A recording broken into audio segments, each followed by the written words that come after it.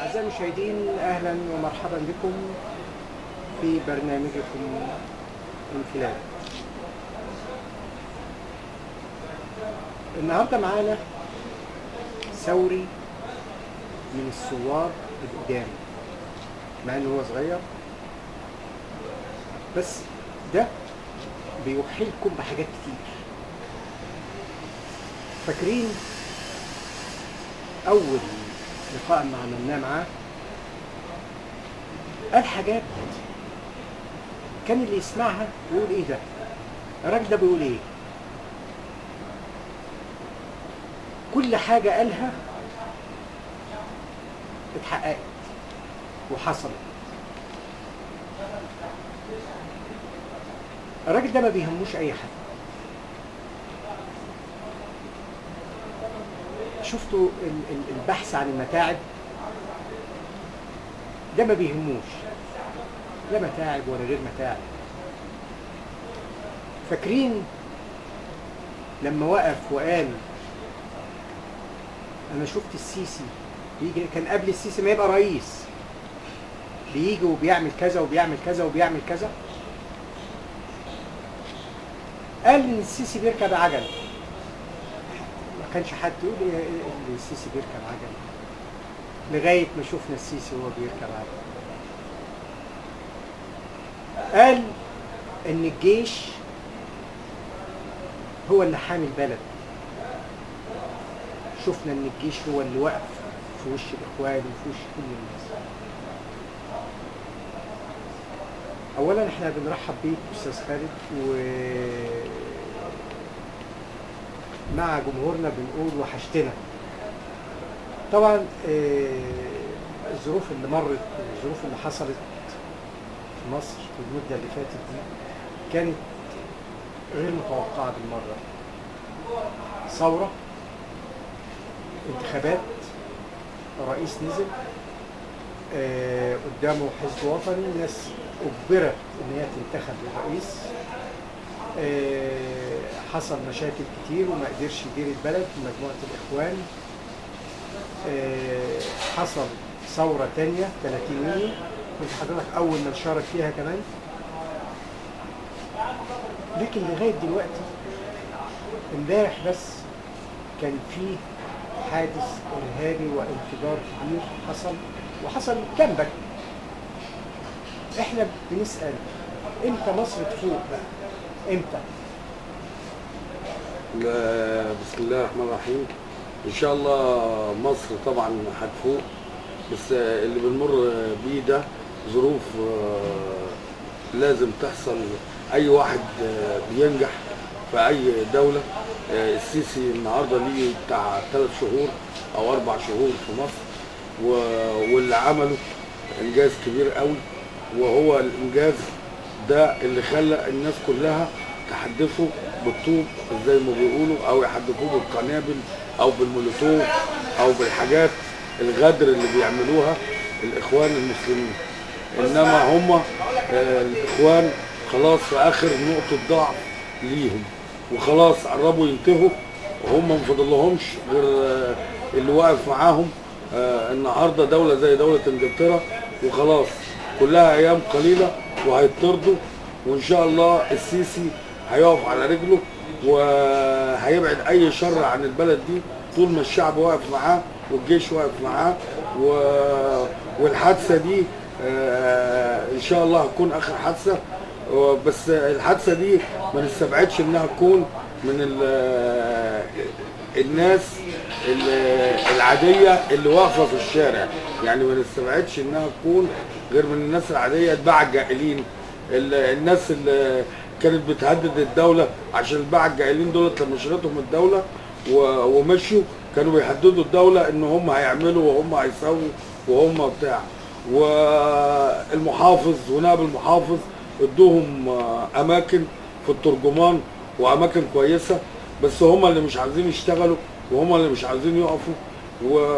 ولو هم مش عارفين يشغلوا سوق الترجمان انا مستعد اروح، ودي خدمه مني للمحافظ ونائب المحافظ، اشغل له السوق واعمل له عمليه اداره وتنظيم للسوق، وازاي السوق يشتغل وازاي الباعة الجائلين تشتغل، وان السوق ده ممكن يشتغل يفتحوا فتحه على الشارع القللي، فتحه كبيره من داخل السوق على الشارع عشان يقدروا يشتغلوا مع الاهالي وما يشتغلوش مع المسافر بس اللي في السوبر جيت.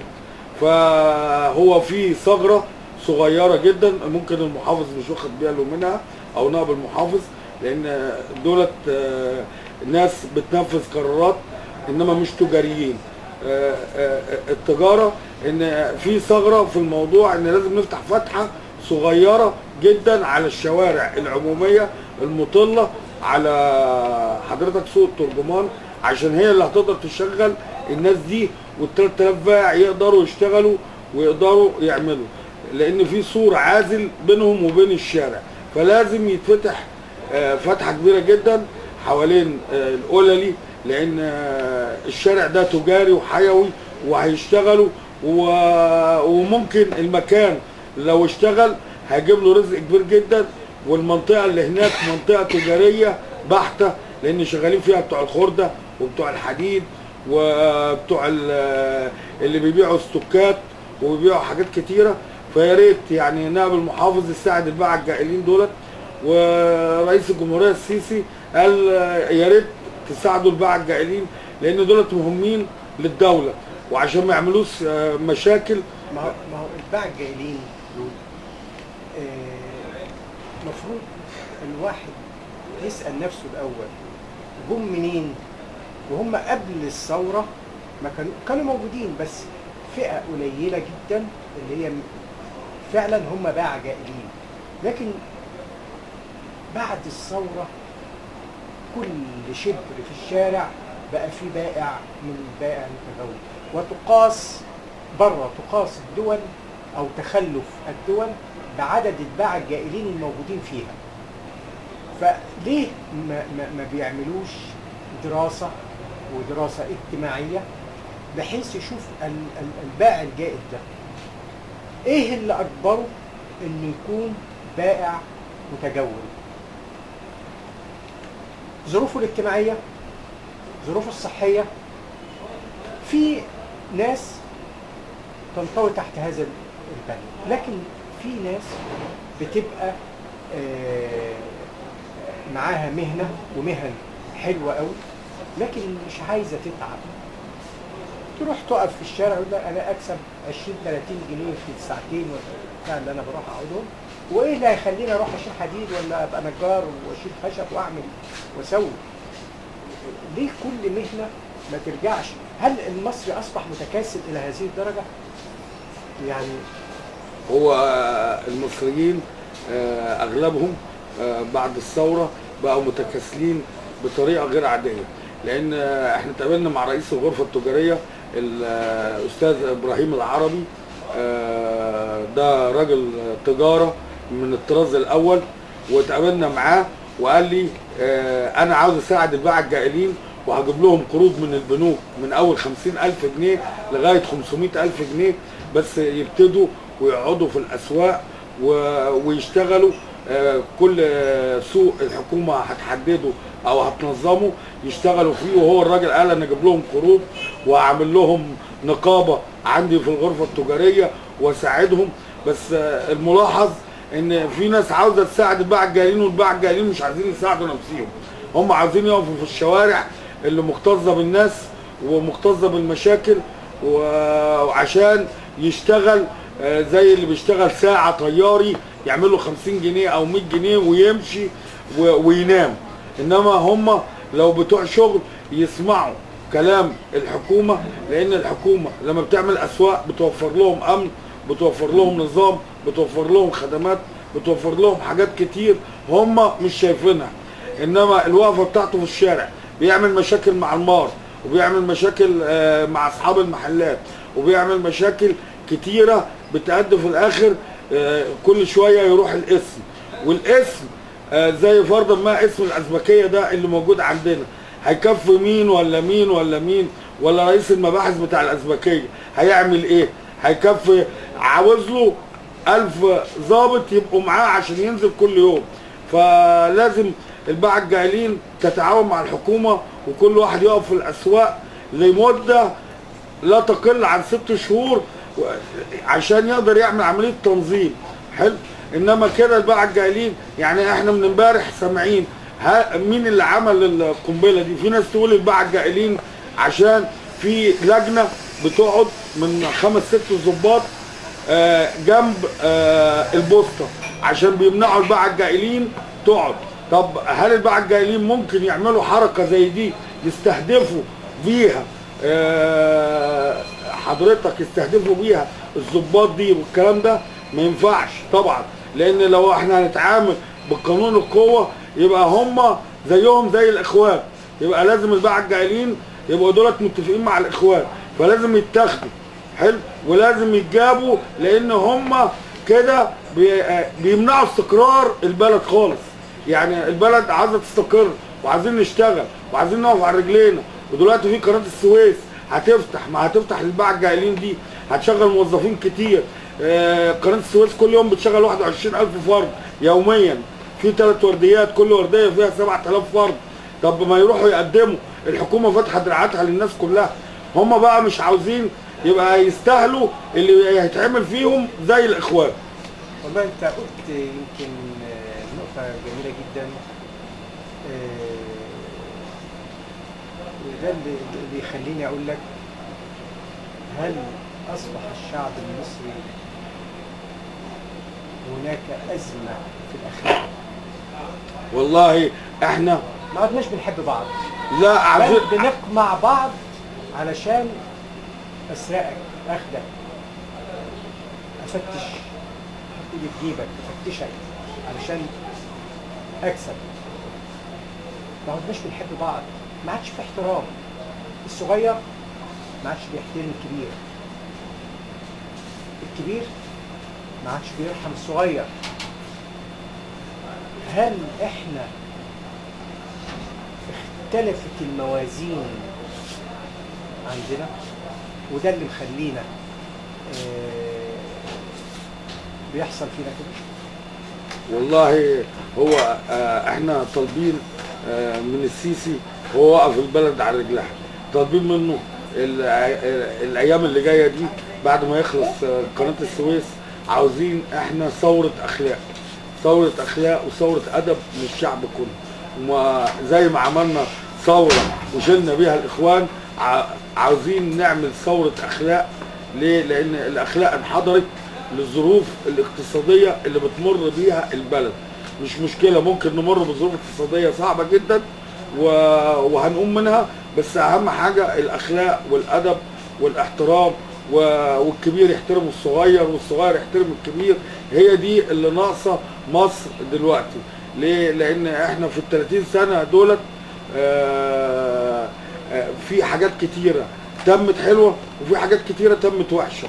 فاحنا يا ريت السيسي يقف جنبنا ويقف جنب الشعب ويعمل ثوره اخلاق مهمه جدا للشعب، لان الشعب ده يا عيني مطحون وتعبان، والسيسي عاوز يقف جنبه، بس في ناس بتحاول انه ما يخلوهوش يقف على رجله، عشان الراجل الناجح كل الناس بيحدفوا بالطوب. ولو السيسي ده مش راجل ناجح كانوا قعدوا يطبلوا له هيصوا له ويعملوا له. هو عشان راجل ناجح فبيعملوا الحركات الغد.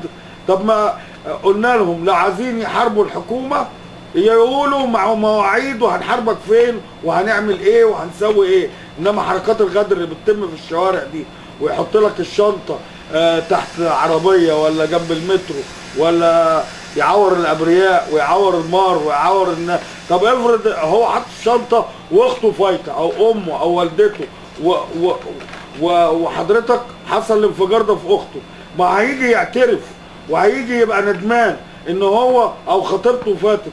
فربنا يهدي الناس اللي زي دي. وبعدين كل اللي عمل التفجير ده معروفين، لو هم طلعوا الباعة الجاهلين معروفين بالاسم، لان هم في ميدان الاسعاف وعايزين كانوا يفجروا. طبعا تلاقيهم النائب العام او محكمة دار القضاء العالي عايزين يفجروا رمز كبير جدا، لان من 2011 لغاية يومنا هذا كانوا عايزين يفجروا محكمة دار القضاء العالي، وعايزين يفجروا سنترال رمسيس، وزارة الاتصالات اللي في سنترال رمسيس، ومعهد الموسيقى اللي حضرتك اللي بجوار الاسعاف، وجنب معهد الموسيقى في بقى جائلين لغايه دلوقتي، وفي كشاك، وفي حاجات ممكن الحاجات دي تفجر بمساعده الناس الغلابه دي اللي واقفه، اللي الناس فاكراهم غلابه، لانه ممكن بيضطر بيقع تحت ظرف 100 جنيه او 200 جنيه، واحد يديله شنطه يقول له خليها عندك بصفه امانه، وما يعرفش ان فيها قنبله ولا يعرف فيها حاجه، عشان اشترى مش عنده شويه حاجات من الكشك ب 100 جنيه ولا ب 200 جنيه. فلازم ننظف حوالين رموز الدوله، ما نخليش حوالين رموز الدوله ولا كشاك ولا باعة جائلين ولا سيارات ولا عربيات ولا اي حاجه حوالين رموز الدوله، لان الحاجات دي رمز للدوله. لو هم ضربوا جدار القضاء العالي كان حاجه هتبقى صعبه جدا على الشعب المصري، لان ده رمز كبير قوي. دار القضاء العالي لمصر، سنترال رمسيس رمز كبير قوي لمصر، وزاره الاتصالات، معهد الموسيقى. حلو، لان معهد الموسيقى ده كان زمان جامع وتحول لمعهد موسيقى للتراث الاسلامي والكلام ده كله. فيا ريت هم ينظفوا حوالين كل رمز للدوله، ولا يخلوا عربيات ولا يخلوا كشاك ولا يخلوا باعة جائلين ويخلوا في حراسه. بكده هنقدر اي حد عاوز يضرب الدوله مش هيقدر يضربها. فيا ريت يساعدونا، وانا مستعد اساعدهم واساعد نائب المحافظ، وحضرتك حتى نساعده بافكارنا. عاوز نساعده ماديا نساعده احنا ورجال الاعمال اللي في التوفيقيه وفي شارع رمسيس والكلام ده، ونقول له افكارنا، وهو بيعمل الدراسه الامنيه الصحيحه اللي تخدم كل الاطراف. لان انا ممكن اقول حاجه واصر عليها ممكن تكون غلط، هو يصححها. هي فكره الدوله هي كده، انه الناس تقول افكار وهو عنده الصح يصححها، لانه هو عنده المعدات وعنده الاليات اللي بيعرف يشتغل بيها، وعنده التنظيم، وعنده الممارسه. اما انا راجل تاجر ما عنديش الممارسه في المواضيع دي. فيا ريت هو ده، لان هم دلوقتي الباعة الجاهلين ممكن يتفقوا مع الاخوان المسلمين ويفجروا كل حاجه في مصر، لان هم في وسط البلد اسرع من الحكومه، لان هم قعدوا 3 سنين ولا 4 سنين في الشارع عارفين كل خرم، وعارفين امتى يضربوا وامتى يجروا. بس برضو انت ذكرت حته حلوه قوي، ان موضوع الانفجار ده ممكن يكون الاخوان وممكن يكون الباعة الجاهلين، مع ان اول قرار طلع في الاعلام الجماعه الارهابيه فجرت كذا كذا كذا، وده اللي بيعمي عيون المسؤولين. ليه ما يكونش فيه منظمات عايزه تضر بالبلد عملت كده وبتتخفى وراء الحرب اللي بين الحكومه وبين الاخوان، بتحاول تعمل عشان كده هيتهم فيها الاخوان. ليه المخابرات بتاعتنا يعني ما بتوجهش رسالتها للاعلام، ما بتوجهش رسالتها للاماكن دي، تحس توعي الناس؟ مش ما هو احنا قسمنا البلد، يا اخوان يا مش اخوان، يا اخوان يا مع السيسي، ما فيش بين البنين. والله هو الاخوان في النفس الاخير، وبيعملوا كل حاجه دلوقتي اللي مع الناس الغلابه. الاخوان دلوقتي لا حول ولا قوه ليهم في الشارع المصري. هم دلوقتي بيصطادوا الناس الغلابه زي الباعة الجاهلين، يديله 100 جنيه يديله 200 جنيه يديله الشنطه دي، والراجل الباعة الجاهل يا عيني ما بيعرفش حاجه، ففرحان بال 100 جنيه ياخد الشنطه يرميها، ياخد ده يعملها، لان الاقتصاد تعبان في مصر.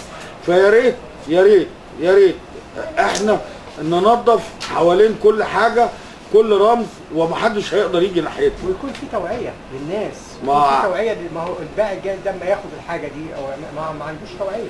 ما هو انت بتبيع بلدك، لازم يكون في توعيه. والله لو في بقى عاوزين تعملوا توعيه، عاوزين من نائب المحافظ يعمل قرار لاصحاب الشركات واصحاب المحلات، اي واحد هيوقف بائع جائل في غرامه لا تقل عن 10,000 جنيه فوريه لو وقف بائع جائل قدام محله، او ما بلغش عنه، او ما اتصلش بالشرطه. بس لازم الشرطه تساعدنا. يعني النهارده انا ممكن اتصل باسم الازبكيه واقول له الحق في بائع جائلين، اسم الازبكيه هينزل بسرعه، الباعة الجائلين هيهربوا. ليه؟ لان الموبايلات والتليفونات بتشتغل، بيشوفوهم منزلين من الاسم، في امناء شرطه تقول للعيال فيبتدوا يجروا. ففي ناس فيها منفعه في الموضوع ده. حلو.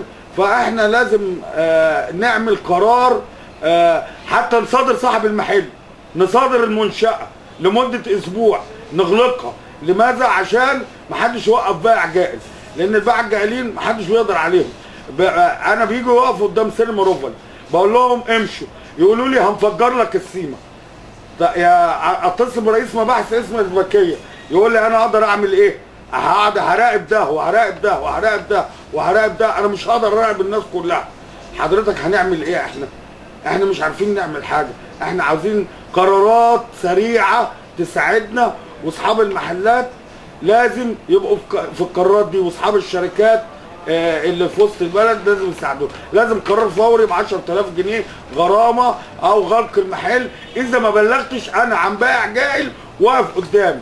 والبائع الجائلين بتكسر محلات الناس المغلقه وبتخزن فيها بضاعه، وممكن تخزن فيها القنابل، وعندي حاجات كتير ممكن افرجها لك في الشارع المصري.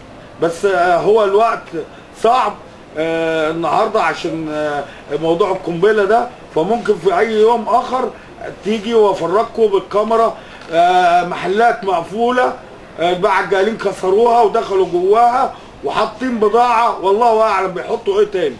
هي فعلا يعني انفلات امني. لكن احنا نروح لشخص تاني وهو الانتخابات البرلمانيه المصريه الجايه. يقال انها هتكون اصعب انتخابات هتمر على مصر. هي هتبقى اصعب انتخابات. وليه؟ لان دولت هيبقى كل الافرازات هتحصل. فاحنا عايزين كل الناس وكل الاحزاب القديمه والجديده، و زي ما اختاروا كده السيسي كل الافرازات تطلع.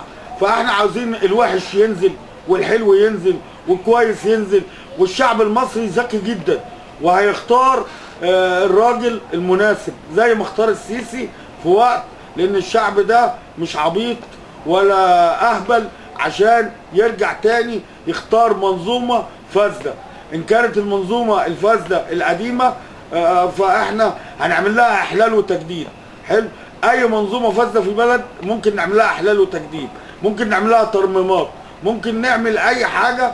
انما حضرتك احنا عاوزين كل الناس، اي حد ينزل، اي افرازات تنزل. اللي عاوز اي واحد لو بواب عماره وقال انا عاوز انزل انتخابات سيبه ينزل، سيب كل الافرازات تنزل والناس هتختار الصح. يعني الناس ما عادتش زي الاول. لكن في ناس بتقول لك اللي يدفع اكتر. حضرتك سيب اللي يدفع اكتر يدفع، الشعب المصري هيضحك عليهم ويسيب اللي يدفع، وبعد كده هينجحوا اللي هم عاوزينه اللي هيخدمهم. الشعب المصري خلاص اللي هينجحوا اللي الشعب عايزه ولا الحكومه عايزاه؟ لا الشعب اللي هو عاوزه، لان الشعب ده هو اللي جاب السيسي. مين اللي جاب السيسي غير الشعب؟ مين اللي نزل السيسي بالعافيه وبالقوه انه ينزل انتخابات غير الشعب؟ الشعب ده مش عبيط. بتوع الحزب الوطني دلوقتي عاوزين الناس متعوده ان يكون في تزوير في الانتخابات. والله دي حاجات وارده والاخطاء وارده، بس ما بيبقاش على العموم. يعني في اخطاء بتورد. حلو. بس ما بيبقاش على الكل، حالات فريده. وحضرتك زي بتوع الحزب الوطني كلهم دلوقتي عاوزين ينزلوا، ما تسيبوهم ينزلوا. اي واحد عاوز ينزل سيبه يتنصب عليه. خلي الشعب ياخد منه الفلوس ويجيب لهم السكر ويجيبوا الزيت ويجيبوا البتاع. خلي الشعب ياخد منهم الفلوس يفلسهم. حلو الكلام. هم عاوزين، طالما هم عاوزين كده ما تسيبوهم، دولت يبقوا فريسه او غنيمه للشعب. يعني انا نفسي كل الناس ينزلوها وخلوها تنزل، وكل القدام اللي عاوزه تنزل تنزل عشان يبقوا فريسه للشعب يلتهمها. مش هو عايز يدفع فلوس سيبه، ما الشعب عارف ده فاسد وده عمل ايه وسوى ايه، ولما كان في الانتخابات في الدوره كذا وفي الدوره كذا وفي الدوره كذا ما خدمش اهل بلده. فسيبه المره دي ينزل يدفع فلوس والاغراءات والكلام ده، وبعدين الشعب هيختار واحد تاني. ودي انا متاكد منها وتنبأت بيها في قبل ما السيسي يبقى رئيس جمهوريه. وان شاء الله السيسي هيخلي كل الناس تنزل، لانه هو عارف. خليهم ينزلوا، خليهم يضحك عليهم، خليهم يدفعوا فلوسهم في الشارع بدل ما فلوسهم يهربوها بره في انجلترا وفي امريكا. خليهم ينزلوا ويدوا الشارع، وبعد كده الشارع يضحك عليهم. لان هم حضرتك بتوع البرلمان اللي الفلول اللي بيقولوا عليهم فلول، عملوا الفلوس دي منين؟ مش من الدوله؟ بدل ما تهرب على امريكا وتهرب على انجلترا، لا، خلي الفلوس تهرب للشعب المصري. والشعب المصري قادر وناجح ان هو يسيبهم يصرفوا وبعد كده يقولوا لهم باي باي. هو يمكن المتعود بالنسبه للشعب المصري ان نائب مجلس الشعب ده هيخدمني في شغله وهيخدمني في كذا وهيخدمني في حاجات كتير. لكن الحقيقه ان نائب مجلس الشعب مش بتاع خدمات. نائب مجلس الشعب تشريعي وهو يشرع القوانين. مجلس المحلي هو ده اللي بتاع الخدمات. لكن الفكر بتاع المواطن المصري لسه ما وصلش للنائب ده، او لسه ما وصلش انه يعرف ان النائب ده هو نائب تشريعات مش نائب خدمات. ونائب التشريعات هو اخطر واهم من نائب الخدمات، لان نائب الخدمات بيخدمني النهارده لكن ما بيشرعليش قانون ان انا امشي عليه طول عمري. واخد بال عمرك؟ فلازم يكون في توعيه حتى من الحكومه، من الاعلام، من الحاجات دي، من الناس عشان تعرف، عشان تفوق، عشان تعرف ان ده عصر جديد عايشينه. والله هو النائب دايما هو ده دايما بتاع تشريعات، بس احنا في دولتنا زي ما تقول الوسطيه والمشاكل كتيره والجهل، فالناس بتحتاج من النائب انه يجري معاها.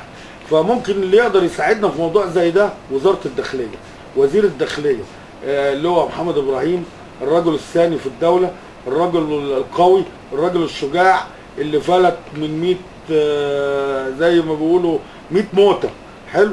فالراجل ده هو ممكن اللي يقدر يساعد الدوله في ايه؟ ان المواطن ما يلجأش لعضو مجلس الشعب في المشاكل. في واحد اتخذ تحري، واحد اتخذ عليه حكم، واحد اتخذ عليه كذا. فكلنا الناس الغلابه بتلجأ للناس دي. واحد طلق مراته، واحد ابنه اتخطف، فكلهم بيلجأوا لعضو مجلس الشعب. يا ريت وزير الداخليه يساعدنا في موضوع زي ده ويخلي لنا عضو مجلس الشعب ده يبقى تشريعي، ما نجريش وراه نقول له الحقني اصل ابني اتاخد تحري، الحقني اصل انا عاوز كشك سجاير، الحقني مش عارف ايه. وزير الداخليه ممكن يقدر يساعد الدوله مساعده كبيره، زي ما ساعد الدوله وانه طرد الاخوان، هو يقدر يساعد اعضاء مجلس الشعب كلهم دول انه ما حدش يلجأ لهم غير في الحاجات التشريعيه. لان الناس الجهل فبيخلي الناس كلها تروح. يعني النهارده انا عندي مشكله في الاسم، بروح لظابط حلو، يقول لي روح لعضو مجلس الشعب فلان، هو يقدر يحل لك الموضوع عند الوزير، هو يقدر يحل لك الموضوع. طب وليه؟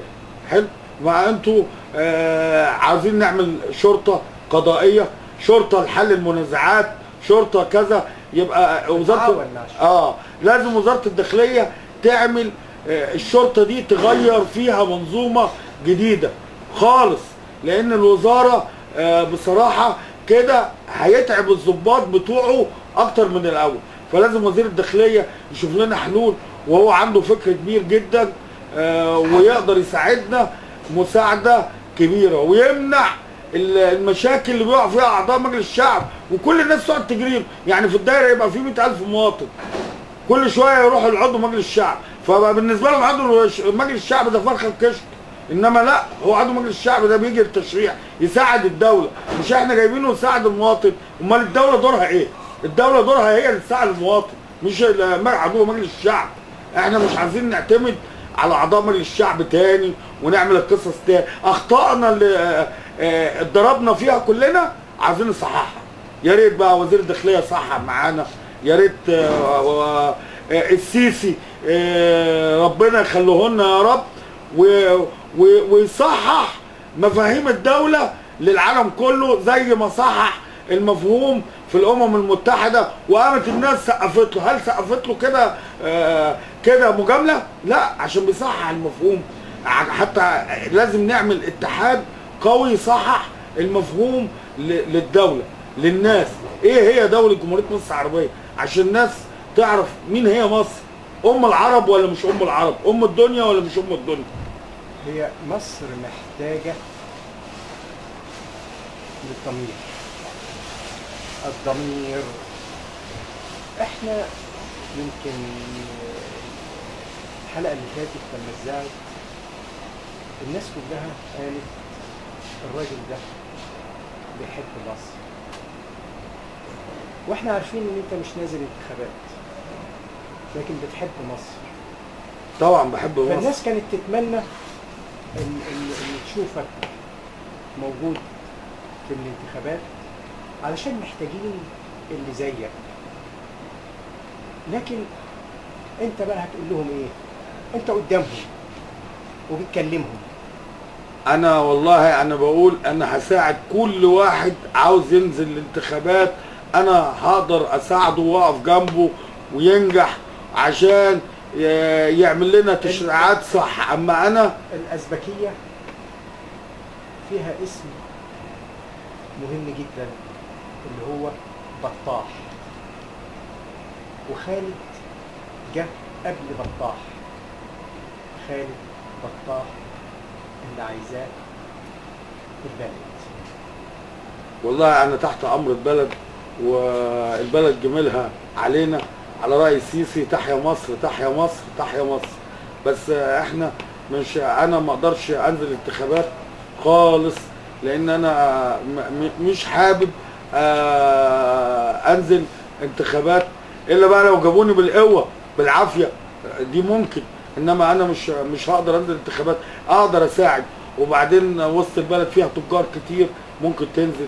في اخويا الكبير الحاج محمد بطاح ممكن ينزل، اخويا احمد بطاح ممكن ينزل، ممكن في تاجر كبير قوي اسمه الحاج محمد غريب ممكن ينزل، الحاج محمود غريب ممكن ينزل. في تجار في وسط البلد ممكن تنزل كتير. حلو. انما احنا ما نقدرش، يعني انا ما اقدرش انزل في الوقت الحالي. ليه؟ لان حابب السياسه، بس حاببها من الخلف مش من الامام، مش في المواجهه. يعني حابب اساعد السياسيين يعملوا لنا تشريعات صح، يساعدوا الدوله. احنا عايزين نشتغل بقى، عايزين. خالد بطاح هو مفجر المفاجآت للناس. يمكن احنا سمعنا، يمكن برضو ده كان رأي الجمهور اللي بيسمعنا دلوقتي، ليه ما يستفادش الناس او ما يستفادش الناس دي في الاعلام؟ لان كوجه اعلامي كشخصيه تحب الناس تسمعها، اسلوبك في الكلام شد الناس في الحلقه اللي فاتت بحيث يتفرجوا عليها مره واثنين وثلاثه. يعني اكتر من ناس كتير موجوده حاليا في الاعلام لكن ليس لهم اي حضور. والله انا بتكلم باصل بعفويه ما هي الناس عايزه العفويه، وما بتكلمش بدراسه في المواضيع او ازوق كلام او اقول كلام حلو. انا بتكلم على الافعال وعلى الواقع اللي احنا عايشينه لغايه لما تتظبط البلد. بعد مشروع قناه السويس البلد دي هتتظبط وهتبقى حاجه كبيره قوي، والسودان هتفتح علينا، وليبيا هتفتح علينا، والجزائر هتفتح علينا، والعراق وهتبقى العرب الدنيا. هو ده اللي بتمناه. ابقى لما احب ابقى عضو مجلس الشعب ابقى خارج حدود مصر عشان اخدم مصر واشجع مصر وبتاع. طب ليه هما بيطلبوك؟ طب ليه مش انت مش عايز تبقى عضو مجلس الشعب؟ طب ليه ما تبقاش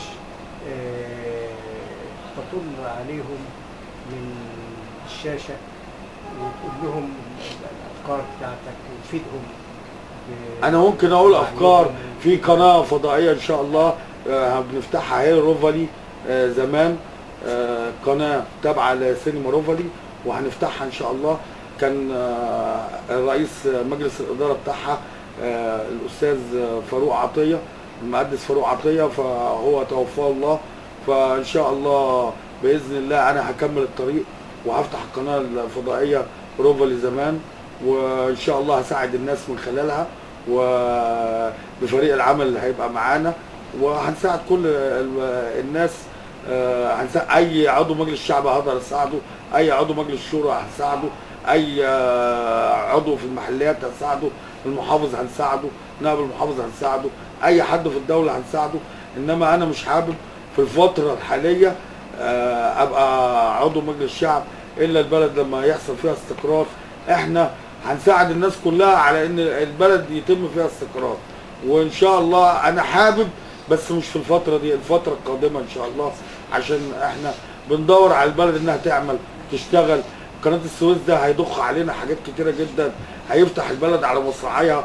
هو ده الانفتاح اللي هيحصل، اللي عمله قبل كده أنور السادات وفتح البلد وخلاها نجحت. وبنقول للسيسي اصبر واصبر اصبر، لأنه هو ربنا يجعله من الصابرين. يمكن دلوقتي الناس هتزعل مني لما اقول، معلش علشان وقت البرنامج، بس لما اقول كلمة أخيرة توجهها لهم. ربنا يهدينا، يهدي الشعب المصري كله على بعض ويحببه في بعض ويجعلها حقيقي هي الدنيا، وإن شاء الله هتبقى الدنيا العرب بالراجل الأخلاق اللي ربنا وهب له ملك كبير، الرئيس محمد عبد الفتاح السيسي، وربنا يعينه يا رب، يعينه يا رب، يعينه. تحيا مصر، تحيا مصر، تحيا مصر. متشكرين جدا، واحنا بنشكرك ونشكر الجميع طبعا على انك اثريت هذا البرنامج ببعض الحاجات اللي ما كانش الناس عارفاها، واحنا شاكرين لك جدا. ربنا يخليك يا فندم، وتبقى في مقابلات تانية ومقابلات تالتة، وان شاء الله القناة الفضائية الجديدة دي ان شاء الله تحقق نجاحات ان شاء الله كبيرة، وانتوا تساعدونا في المواضيع دي لانكم انتوا عندكم الخبرة وعندكم كل حاجة. اعزائي المشاهدين انتظرونا ريفولي زمان.